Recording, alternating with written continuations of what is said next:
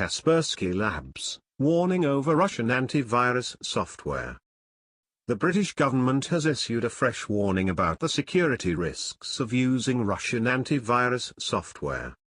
The National Cybersecurity Centre is to write to all government departments warning against using the products for systems related to national security.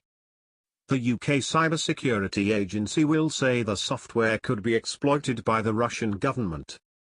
Security firm Kaspersky Labs, accused in the US of being used by the Russian state for espionage, denied wrongdoing.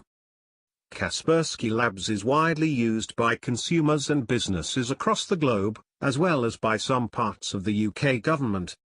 Around the world, 400 million people use Kaspersky products.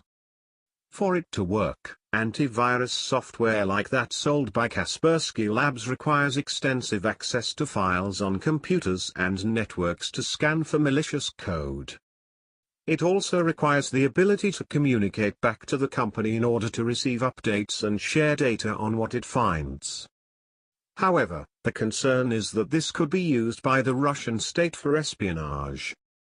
Officials say the National Cybersecurity Centre's (NCSC) decision is based on a risk analysis rather than evidence that such espionage has already taken place.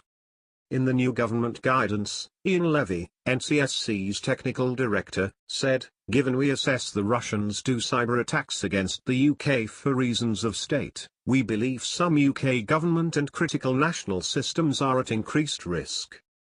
The NCSC is understood to have been in dialogue with Kaspersky Labs and says it will explore ways of mitigating the risks to see if a system can be developed to independently verify the security of its products. It comes amid heightened concern about Russian activity against the UK. Last month, Prime Minister Theresa May warned the Russian state was acting against the UK's national interest in cyberspace. Following her warning, Kieran Martin, chief executive of the NCSC, said Russia had targeted British infrastructure, including power and telecoms. Officials stress they are not recommending members of the public or companies stop using Kaspersky software. Beyond this relatively small number of systems, we see no compelling case at present to extend that advice to the wider public sector, more general enterprises, or individuals, Mr. Levy added. Whatever you do, don't panic. For example, we really don't want people doing things like ripping out Kaspersky software at large, as it makes little sense. Kaspersky has faced a series of accusations in the US press in recent months.